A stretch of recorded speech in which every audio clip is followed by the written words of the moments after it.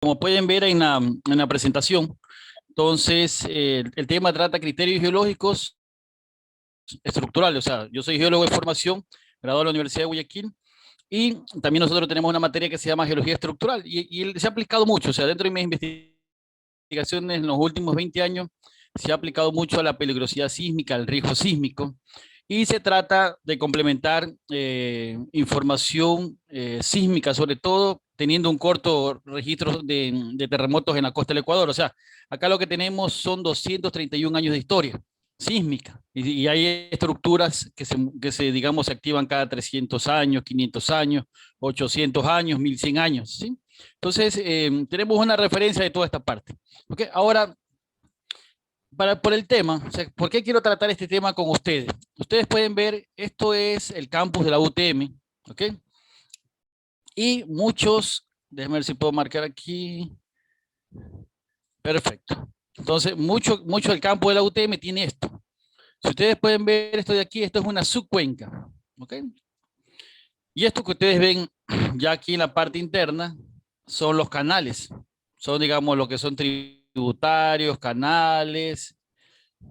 Y esto en su momento fueron canales de erosión. Actualmente son canales de sedimentación, pero fueron canales de erosión, digamos, que tuvieron su geometría, su cinemática, digamos, y después estos canales de erosiones fueron rellenados, ¿ok? Y encima, actualmente tenemos infraestructura, tenemos construcciones, ¿ok? Entonces, a esto es lo que vamos a tratar. Entonces, algo muy interesante es de que, como ustedes pueden ver en la imagen, algo muy interesante es de que este tipo de, digamos, de geomorfología o de geología de colinas, sobre todo en la ciudad de Puerto Viejo y muchas ciudades que tenemos también en Manabí, presentan este problema. Entonces es un problema en el cual uno debe de considerar antes de elegir una cimentación superficial, una cimentación profunda. Y les voy a poner el ejemplo. Vamos a ver aquí. Entonces, si vemos la siguiente imagen, ustedes pueden ver aquí, esto es el campus. Aquí tenemos un edificio de bienestar estudiantil, aquí tenemos el edificio de posgrado. Perfecto. Este edificio fue construido en el 2008, este edificio fue construido en el 2012, y es un ejemplo de muchos edificios que tenemos en Manabí. Demasiados edificios, ¿ok? Entonces, ¿qué es lo que se hizo? La universidad, a través del Servicio Nacional de Gestión de Riesgo, realizó un estudio de tomografía eléctrica. Entonces, ustedes pueden ver, realizó un estudio de tomografía eléctrica en esta zona de aquí, en esta zona de acá, y en esta zona de acá. Entonces, la idea era tener información del subsuelo, que no hay. O sea, yo he encontrado información del subsuelo para el campus de la UTM. Entonces, este es un trabajo que estamos realizando nosotros en la universidad. Yo pertenezco a la Facultad de Matemáticas, soy profesor titular en el área de Geología y Geotecnia. Una de mis fuertes son lo que es mecánica de roca, geología aplicada, y me apoyo en mecánica de suelo con el profesor Eduardo Ortiz y otros colegas que tenemos. ¿Ok? Ahora, ¿qué es lo que nos dice esta información? Esta información nos dice que aquí, en esta zona de aquí, yo tengo una condición geodinámica del suelo un poco susceptible. ¿Sí? Qué significa esto? Veamos a ver un ejemplo. A ver si voy a graficar con rojo. Significa que esto es un paleocanal. O sea, por aquí pasó el río en su momento. De ahí acá tenemos otro paleocanal. Ustedes pueden ver aquí arriba. Y acá encima tenemos un último paleocanal. Entonces, por más infraestructura que tú coloques aquí, vas a tener una influencia, digamos, hacia el subsuelo. Entonces, aquí tenemos un tope de 12 metros y acá tenemos un tope de 20 metros. Entonces, alguien dice, sí, pero si yo analizo las cargas pueden llegar hasta cierta profundidad. Es correcto, pero si yo estoy en una zona de canal y esos canales tienen diferentes comportamientos, ustedes pueden ver aquí los canales más superficiales. ¿Sí? Este es un canal y puede ser que este de aquí también sea otro canal de aquí. Ok, entonces yo tengo una serie de canales debajo digamos, de estas edificaciones. Y aquí viene la parte interesante, o sea, es un problema que se presenta para muchas de las edificaciones. Entonces, cuando nosotros enseñamos este modelo, ustedes pueden ver aquí, sí, enseñamos este modelo, algunos ingenieros civiles me decían, si yo hubiera conocido de estas condiciones del subsuelo, y aquí está el sustrato rocoso, tenemos sustrato rocoso y subsuelo, yo hubiera cambiado el diseño de cimentación. Otro ingeniero me dice, yo no hubiera, y digamos, construido con cimentaciones superficiales si no hubiera construido con cimentaciones profundas. sonda. Y esta es una característica de estos canales rellenados, que no es un solo canal, ustedes pueden ver, son algunos canales que tenemos en Manabí. Entonces, ahí viene la parte, o sea, yo tengo que hacer una interacción suelo-estructura, no solamente hablar de estructura, vulnerabilidades, todas estas temáticas, sino también considerar el suelo, porque estoy en una zona de alto riesgo sísmico, ¿ok? Y esto es lo que se conoce como el edificio El Titanic, que tiene un asentamiento diferencial de unos 30 a 33 centímetros en los últimos 5 centímetros. Es un edificio que fue construido en el 2008. Acá tenemos otro edificio, el de Instituto Posgrado, que fue construido en el 2012. Pero ¿cuántas edificaciones tenemos en las ciudades cerca de las colinas que tienen estos asentamientos? ¿Sí? Entonces hay muchas formas de conocer la tasa de asentamiento, que puede ser topográfico, puede ser por imágenes de interferometría, teledetección. ¿Ok? Ahora, cuando nosotros hablamos del riesgo sísmico Ecuador, ¿qué significa? Yo ya tengo las condiciones del subsuelo, pero también debo de conocer cuáles son digamos, esa deformación cosísmica que puede generarse y por qué se puede generar. ¿Sí? Entonces, todos sabemos, esto nos enseñan en el colegio, nos enseñan en la universidad. Un ratito, ¿ok? Esto nos enseña en el colegio, en la universidad, de la placa tectónica, o sea, nos dicen el cinturón de fuego del Pacífico, nos dicen, por ejemplo, tipo de esfuerzo tectónico, y hablan mucho de la falla San Andrés que está aquí. Perfecto, la falla San Andrés es una falla de cizalla, son desplazamientos horizontales, pero de todas estas deformaciones, el que más tiene, digamos, efecto de daño es el de compresión, peor si son de bajo ángulo. Y este esfuerzo de compresión, ¿qué es un esfuerzo? Es una fuerza aplicada a un cuerpo, y este esfuerzo de compresión lo tenemos aquí. Lo tenemos en Ecuador, parte de la Colombia, lo que es Perú y Chile. Entonces, debemos de construir de una manera sismo resistente, considerando la dinámica de riesgo sísmico. ¿Okay? Y si alguien, por ejemplo, me preguntara, bueno, ¿por qué vienen estos desplazamientos? ¿Por qué viene esta deformación aquí? Mire, esto de aquí es la corteza oceánica, perdón, la litósfera. Entonces la litósfera se divide en lo que es corteza oceánica y lo que es corteza continental. Si nosotros le quitamos el agua del océano, podemos ver todos estos que están aquí, todas estas cordilleras que ustedes pueden ver aquí, toda esta cordillera. ¿Ok? Y por aquí es donde yo tengo el ascenso del magma. Entonces, si me doy cuenta, yo aquí tengo un desplazamiento de tracción. ¿Sí? Recuerden cuando hablábamos de esta parte de aquí. Hablábamos de esfuerzo de tracción, esfuerzo de compresión y esfuerzo de cizalla. Entonces, si yo veo en esta zona, toda esta cordillera mesoceánica, interoceánica que le llaman, yo ¿qué es lo que analizo? Veo que en el magma superior, yo tengo actinósfera, esta es la actinósfera en magma superior, y aquí hay un empuje. Entonces, un empuje tectónico que es un esfuerzo de tracción. Y vean esto. Este empuje se mueve de 6 a 8 centímetros por año. Y en el caso del ejemplo, se está direccionando hacia Manabí, se está direccionando hacia el Ecuador continental. Y cambia su esfuerzo. De un esfuerzo de tracción, como ustedes pueden ver aquí, pasa a ser un esfuerzo de compresión. Y es aquí donde yo tuve el origen del terremoto de Pedernales. Entonces, los terremotos de subducción, que pueden ser dos, terremotos de subducción cercano a los 20, 30 kilómetros, son interplaca. Son los peores que tenemos de manera de formación regional. Y de allí tenemos los intraplaca, como el terremoto de Chiapas, México, del septiembre de 2017, que fue a 60, 70 kilómetros de profundidad.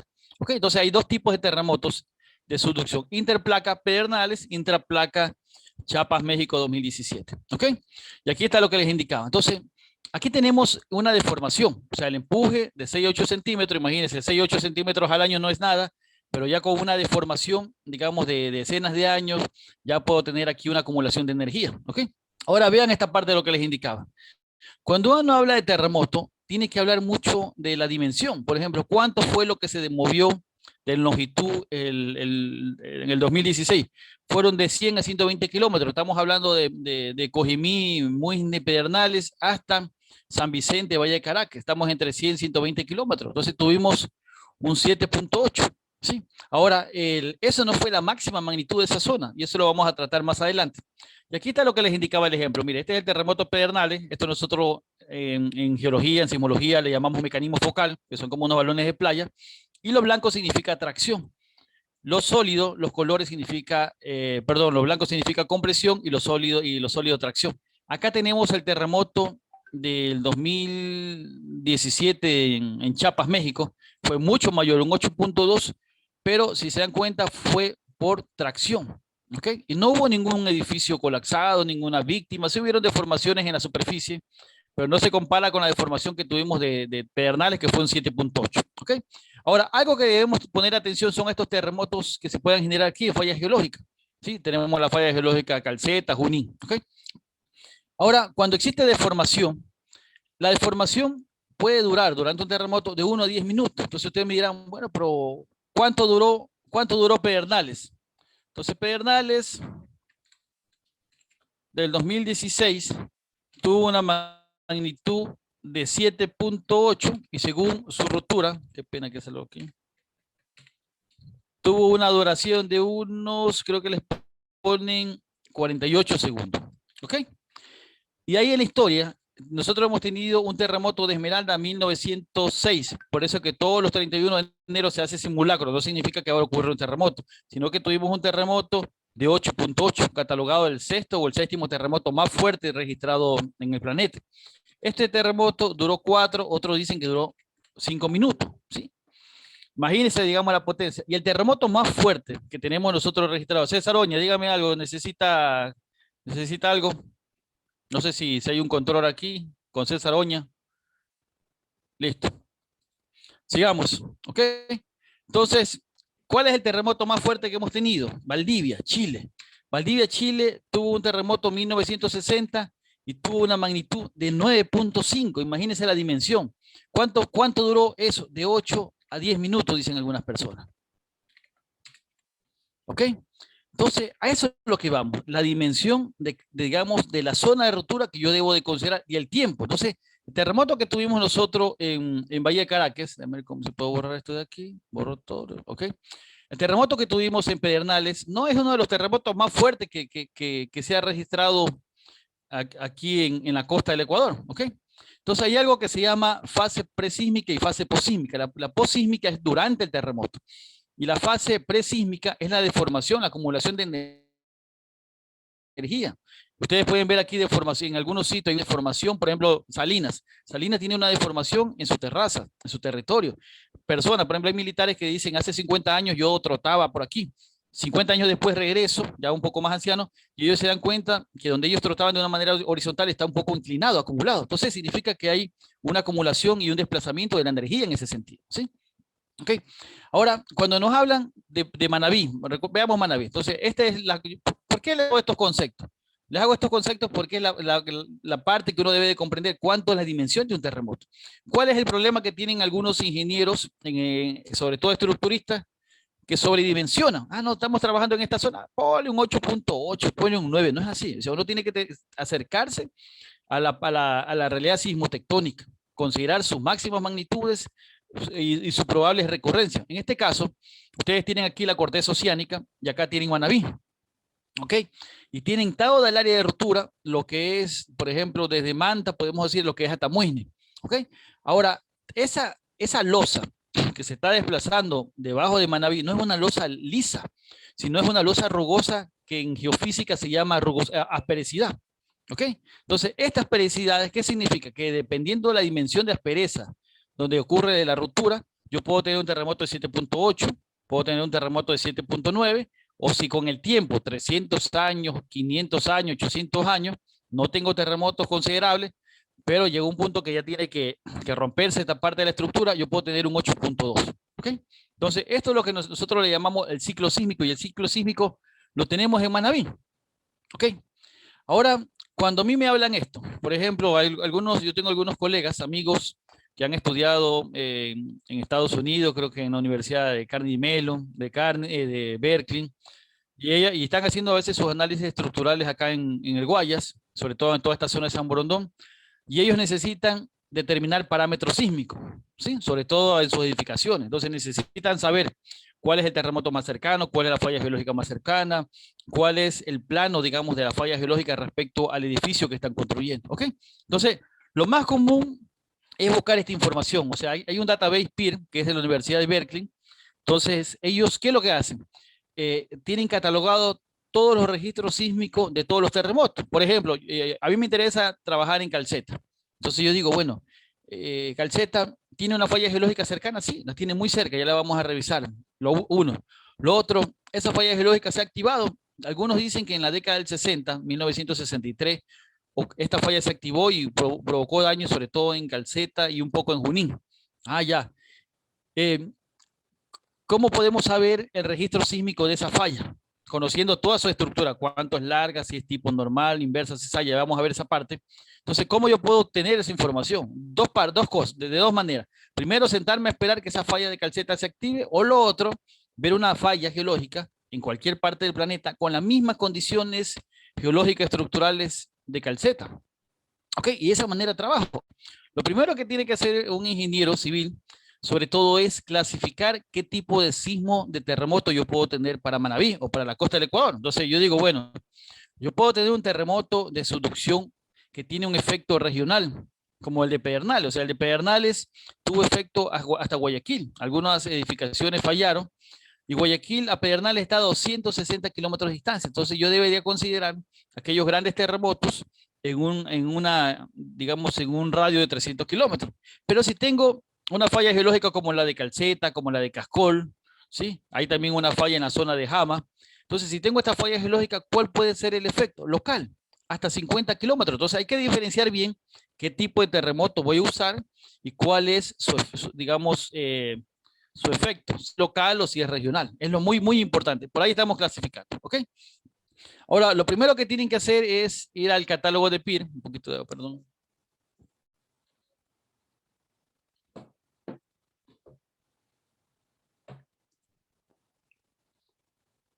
Es ir al catálogo de PIR, y ustedes pueden inscribirse, tomar todos sus datos, digamos, dónde están trabajando, les va a llegar un mensaje de verificación, y ustedes pueden, digamos, pueden guiarse también por alguna página de YouTube y pueden acceder a esto, a toda la base del database, digamos, de algunos registros sísmicos del terremoto, ¿ok?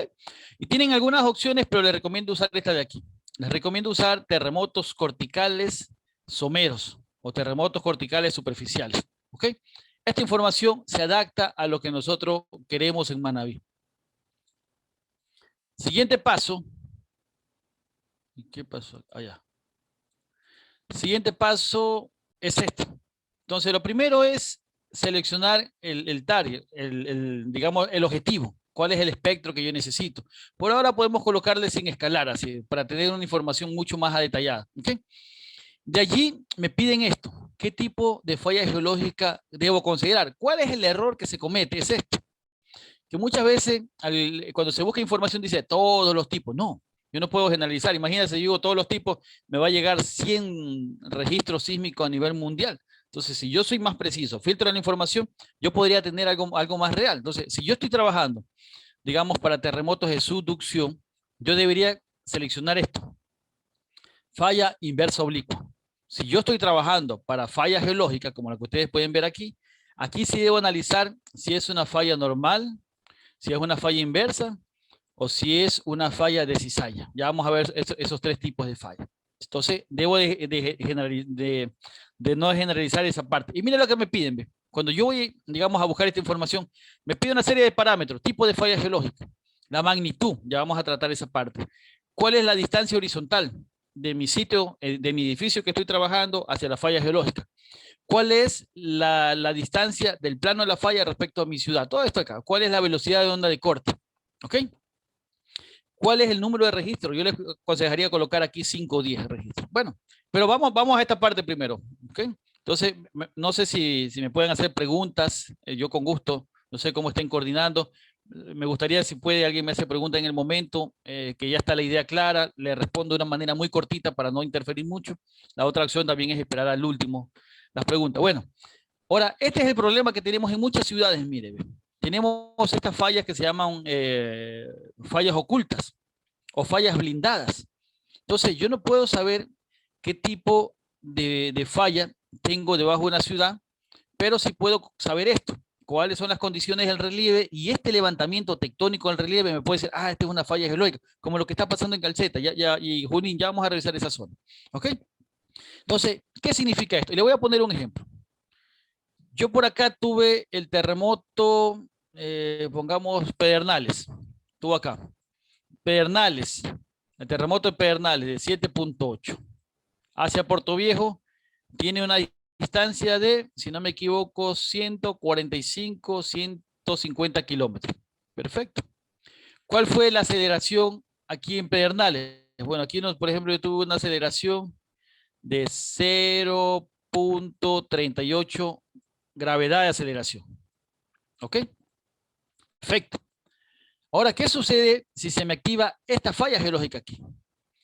Que tenemos una falla al noreste de Puerto Viejo. ¿Qué pasa si se activa esa falla geológica en Puerto Viejo? Esa falla geológica podría generar una magnitud de 6.2, pongamos así. No, okay, algo así, pero la aceleración va a ser la misma. Entonces imagínense la aceleración en Pedernales de 0.38, sea por un fuerte terremoto lejano o sea por un terremoto moderado muy local, yo voy a tener daños en la edificación. Esa es la parte que debo considerar. Entonces, terremoto muy cercano, a pocos kilómetros de mi ciudad, 0.38 de aceleración, y un terremoto fuerte muy lejano, también 0.38 de aceleración. Entonces, ese es el primer criterio que debemos entender para Puerto Viejo. Siguiente punto, vamos a hacer el ejercicio. Entonces, vamos a trabajar primero con subducción.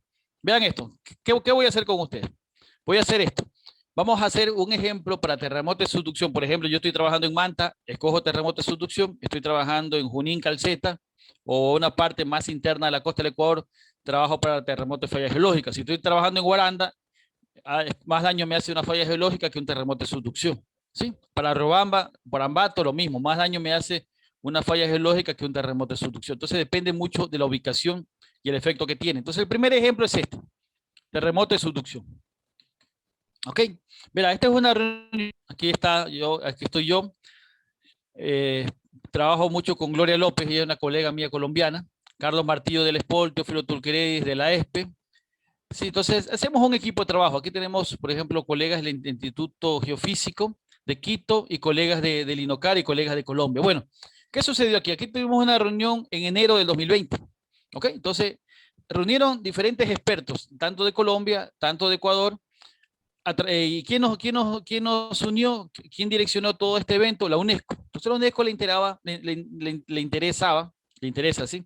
Integrar toda la información. ¿Por qué? Porque había un modelo sísmico que de repente venía alguien aquí y te hacía todo esto de aquí. Vamos a ver en rojo. Te hacía todo esto de aquí. Como que todo esto era uno solo. Sí, había otros modelos sísmicos que te consideraban aquí. Todo esto de aquí. Entonces, y cuando presentaban sus trabajos, me acuerdo que mi persona y también había un colega de Quito decía, no, pero usted está sobredimensionando su modelo sísmico. Y es correcto. Entonces, había ese problema de que, por ejemplo, estos ingenieros, estos colegas digamos, de algunas instituciones, no voy a nombrar de qué instituciones, sobredimensionaban. Entonces vino la UNESCO y dice, no, reunámonos, veamos todos los avances que se han hecho y determinemos fuente sísmica, o lo que le llaman segmento tectónico. Yo le llamo área sísmica, para no confundirnos, pero aquí tenemos cuántas áreas sísmicas, que 1, 2, 3, 4, 5, 6. ¿Ok? ¿Cuál es el área sísmica que tuvimos liberación de energía? Aquí, ¿sí? La que se llama el segmento Galdera 1 Pedernales. ¿Okay? ¿Dónde hay posibilidades de otro terremoto? Aquí, en esta zona de aquí de Esmeralda, Tumaco, Buenaventura. Y la otra puede ser Salinas. Y alguien me dice, ¿por qué no Manta? No puse la diapositiva porque Manta tiene una característica de que tiene enjambre sísmico cada cierto tiempo. Bueno, ok. Ahora, ¿qué nos dice esta información? Esta información nos dice que cada segmento tectónico o cada fuente sísmica tiene aquí su máxima magnitud. Entonces yo por ahí comienzo a trabajar. El catálogo PIR de Berkeley me pide la máxima magnitud. No me lo voy a inventar. Entonces yo digo, bueno, voy a trabajar con el segmento 4, con el segmento 6 o con el segmento 5. Comienzo a hacer, digamos, la búsqueda de información, la búsqueda de registros sísmicos. ¿Ok? La profundidad de los posibles terremotos que se den en toda esta zona. Entonces, una gran ventaja que tenemos es de que esto está segmentado. O sea, hay fracturas en la corteza que me limitan una área sísmica con otra área sísmica, o un segmento tectónico con otro segmento tectónico. Eso es bueno. Imagínense si hubiéramos tenido todo esto unido una sola. Hubiéramos tenido terremotos de 9.2, 9.4, ¿sí? Pero en este caso tenemos segmentado y tenemos terremotos menores a 8.8, menores a 8.5. ¿Ok? De allí, vean esto. Entonces, cuando yo quiero trabajar aquí, en terremoto de subducción, escojo esto, falla inversa oblicua, no hay ningún problema. Magnitud. Entonces, dependiendo de la fuente sísmica que estoy trabajando, yo puedo decir cuál es la máxima magnitud y le recomiendo colocar este valor base, 6.7, 6.7, 6.9. Entonces, aquí lo que te está pidiendo el mínimo y lo que te está pidiendo el máximo, la máxima magnitud. O sea, ser específico. No puedo decir, ponle un 8.5, ponle un 9. Así he escuchado a algunos colegas. Entonces, cuando yo escuchaba este tipo de comentarios, yo dije, no, yo creo que esta presentación tiene un año y medio. Ya. Entonces, esta presentación tiene como año y medio. Me acuerdo que hasta con la pandemia me la preparé, hubo más tiempo, porque hay que cambiar el criterio de búsqueda de algunos ingenieros. O sea, no es buscar por buscar o imaginarse y lanzar así valores exagerados. ¿Ok? De allí, lo otro es esto. ¿Cuál es el RJB? Significa la distancia de efecto. Entonces, yo consideré 30 mínimo y 300 máximo para grandes terremotos de subducción. Mire, no debo de mezclar aquí. ¿Ok? ¿Cuál es el RRP? Y eso lo voy a explicar cómo calcular ahorita, ¿ok? Y también vamos a ver lo que es velocidad de onda de corte. Perfecto, bueno, más adelante explico esta parte de aquí. ¿Cómo calcular? Yo a los organizadores yo les he pasado algunas tablas de Excel, les he pasado algunos fallas geológicas para Manaví, sobre todo unos KMZ que se pueden abrir en Google Earth. También ustedes lo pueden convertir y abrirlo en GIS. Entonces, toda esta información de hojas de cálculo la tienen los organizadores de este evento, que es un evento de nuestra casa, la Universidad Técnica de Manaví. ¿Ok?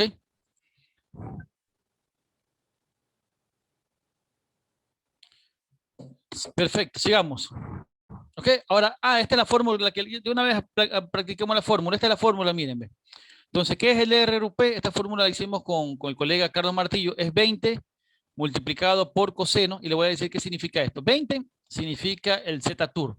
Significa, por ejemplo, la profundidad. ¿Cuánto fue el terremoto la profundidad del terremoto de Pedernales? 20 kilómetros. Entonces pongo 20 kilómetros.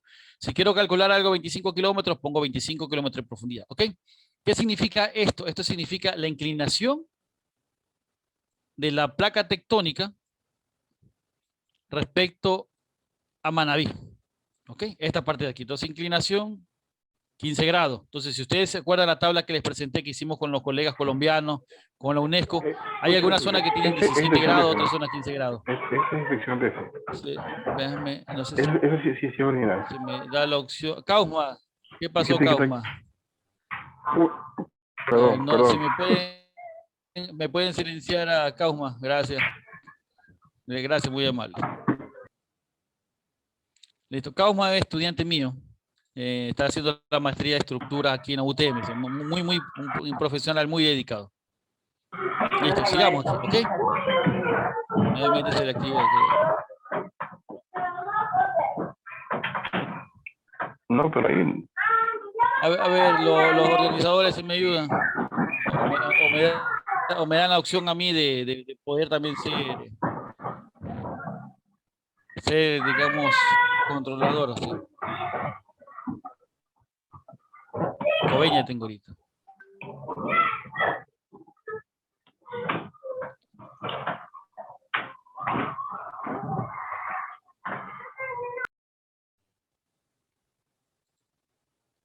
A ver, no sé si se encuentran aquí los organizadores.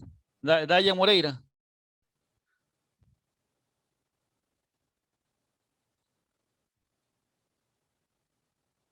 Dayan, se ha ido, qué raro. Bueno, si hay alguien que se comunique con él, que me dé la opción de controlar, por favor, la disciplina aquí. Sí, entonces dame la opción, por favor, para controlar así. Si alguien activa el micrófono, la opción para poder silenciarlo si ustedes no pueden así. Muy amable, gracias. Continuemos aquí.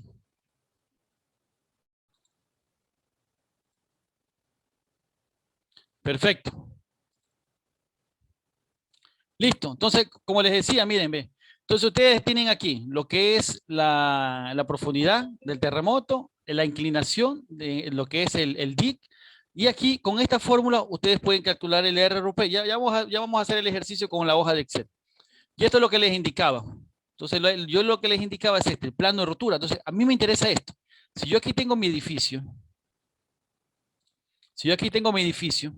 ¿qué valores necesito? Necesito saber, por ejemplo, cuál es la distancia, el RRP, entre mi plano de falla geológica o mi plano de subducción con digamos, con el edificio que estoy estudiando. Es muy importante este valor aquí. ¿Ok? Entonces tiene que ser un valor calculado, no puede ser un valor estimado, que pongo, digamos, lo máximo que vaya a considerar. ¿Ok? Siguiente paso. Aquí está. Entonces aquí lo que les decía, el Z-Tor vendría a ser la profundidad del terremoto, que ustedes lo ven aquí. Ustedes pueden ver aquí toda la profundidad del terremoto. ¿Ok? De allí el DIC sería la inclinación, que ustedes pueden escoger aquí. ¿Qué tipo, digamos, de zona sísmica estoy trabajando y cuál es la inclinación que yo puedo considerar? ¿Ok? Entonces me estoy acercando a una realidad sismotectónica. Y de allí, con la fórmula que les pasé, yo puedo calcular aquí el mínimo y el máximo. ¿Cuál es el mínimo? O sea, yo hago el cálculo con 300 metros mínimo y hago un cálculo con 300 metros máximos. Yo calculo aquí es el RRP. ¿Ok?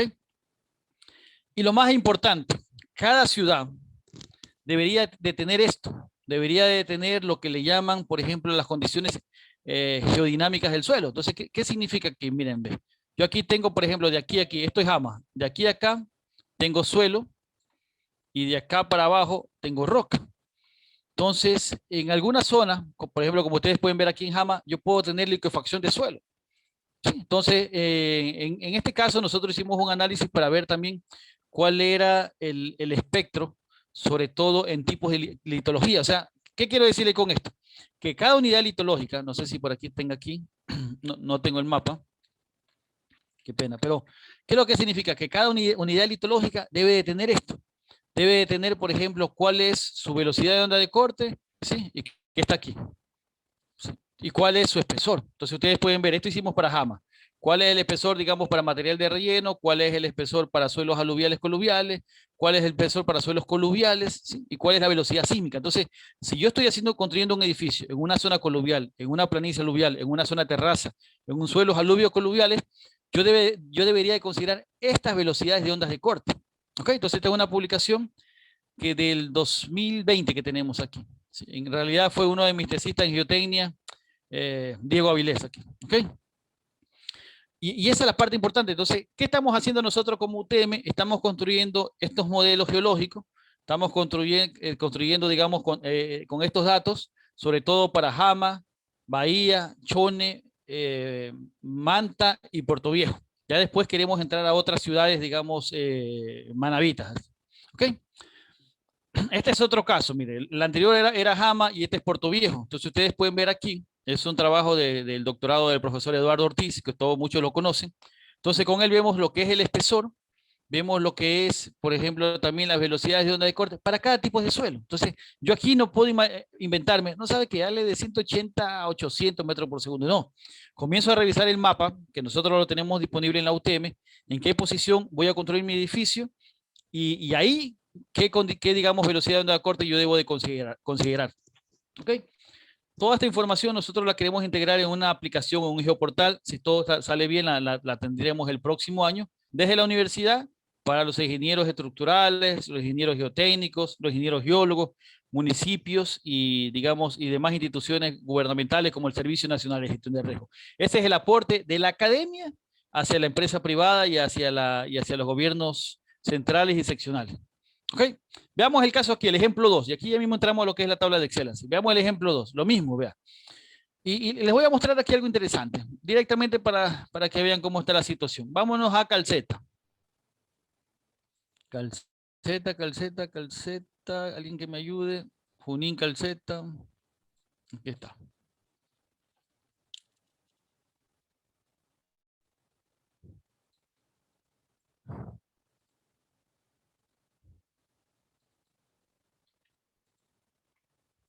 Entonces, este archivo yo le pasé a los compañeros organizadores y este archivo ustedes lo pueden abrir, se le dan un clic y automáticamente lo abren en Google Earth. Entonces, imagínense, aquí tenemos Calceta y acá tenemos Junín.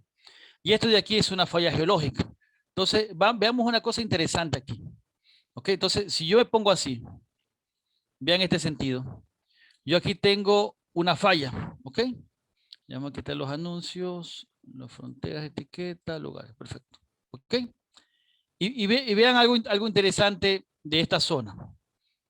Esta zona en realidad, vamos a ver si la coloco, vamos a colocarla aquí.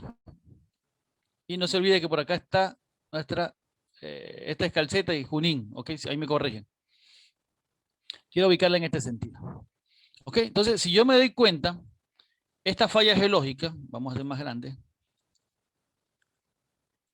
es una falla de tipo normal. Vamos a explicar eso. ¿Ok? ¿Qué significa esto? Los que fueron estudiantes míos de geología se acordarán. ¿Qué significa? Voy a dibujarla por acá. Significa algo así en vista en perfil. Y aquí está la ciudad de Calceta.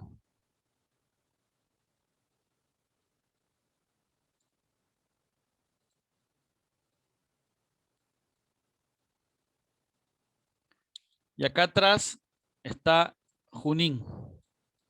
Bueno, Junín y Calceta. ¿Ok? ¿Qué sucede aquí? Y en cartografía lo dibujo así, como lo estamos viendo ahorita. Acá. ¿Ok?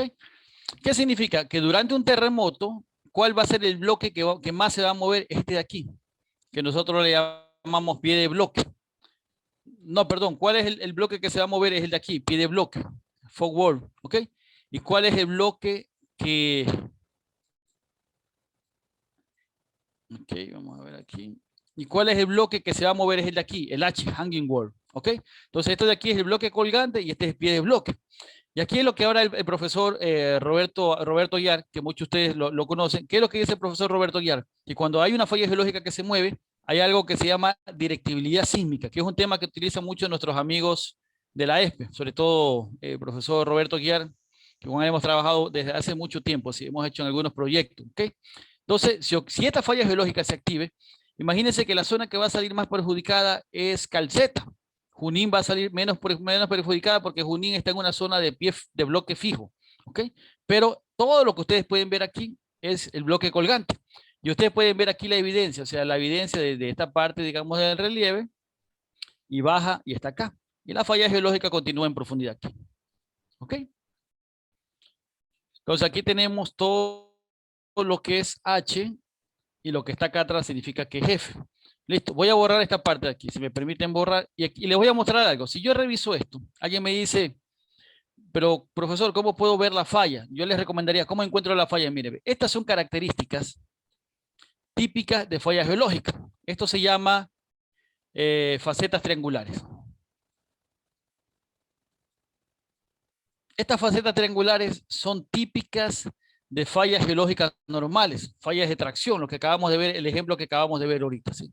Entonces, si yo quiero buscar la falla geológica, debería buscar en estas zonas de colinas. ¿Ok? Bueno, pero sigamos ahora. Ahora, ¿qué sucede? Yo quisiera saber, esta falla normal, ¿cuál es su máxima magnitud?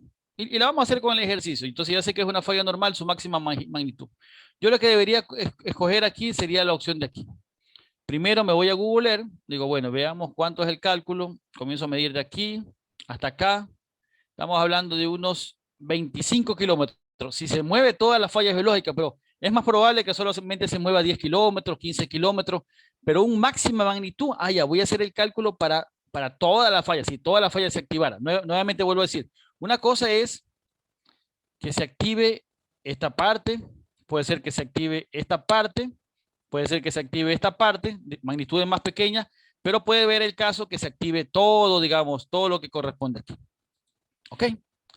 Y veamos el ejemplo. Entonces, anoten ahí, tenés 25 kilómetros. Perfecto. Ahora me voy a la tabla de Excel, creo que sí la tengo ya abierta por aquí. Y en esta tabla de Excel yo ya les he pasado algunas ecuaciones. Entonces, ve aquí. Entonces, yo lo que hago, pongamos que esta sea la falla Calceta. ¿Ok? Entonces, yo sé que es una falla normal. Yo les puedo pasar el dato si es una falla normal, falla inversa. Habíamos dicho que esta falla tiene 25 kilómetros de longitud. Y aquí sí les aconsejo colocar entre 12 a 15 kilómetros de profundidad. Si alguien me dice, ¿pero por qué? Verá, ¿cuál es la condición que tenemos para Manabí? Que las fallas geológicas que tenemos en Manabí son así. Son fallas geológicas que tienen alto ángulo. En otros países tenemos fallas geológicas de bajo ángulo aquí. Pero aquí en Manabí tenemos fallas geológicas de alto ángulo. Entonces, por ser fallas geológicas de alto ángulo, ¿qué significa? Que la profundidad va a ser mayor. Entonces, la profundidad de activación que se vaya a dar puede ser 15, 12 kilómetros. Si yo tuviera una falla de bajo ángulo, que más la tengo en la zona andina, aquí se podría colocar, por ejemplo, profundidades de 8 kilómetros, 6 kilómetros. ¿Ok? Entonces, para Manabí siempre conseguiremos 15 kilómetros, 12 kilómetros. Perfecto. ¿Cuál es la distancia de la falla a Junín? Habíamos dicho que estaba en unos 3 kilómetros. El ázimo. ¿Qué significa el ázimo? Vamos a revisar acá. Si yo pongo norte, me voy así, significa que tiene un ázimo más o menos de norte 35. ¿Ok? Azimutal. ¿Dónde estoy? ¿Dónde estoy? Me perdí, perdón. 35. Sí, pero los valores que más me interesan son este de aquí. Este. A ver, perdón. Me interesa este. Me interesa este. ¿Ok? Sobre todo eso. Listo. Ahora, la posición. Ah, ya, por ejemplo, la posición de la falla, de la falla calceta. Entonces, vemos que la posición de la falla calceta era en H. ¿Sí? Bloque colgante. ¿Ok? Ahora, miren esto. Bueno, esto ya está automáticamente. Miren esto. Automáticamente me está indicando cuánto es el ancho de la falla. Entonces, si yo reviso la falla calceta, significa que la longitud es 25 kilómetros y el ancho de falla, donde puede haber la directibilidad sísmica, estamos hablando de 9 kilómetros. ¿Ok? Ahora vean esto. ¿Cuánto puede ser el máximo salto de falla? O sea, si ocurre el terremoto, yo puedo tener un desplazamiento máximo de 1 metro.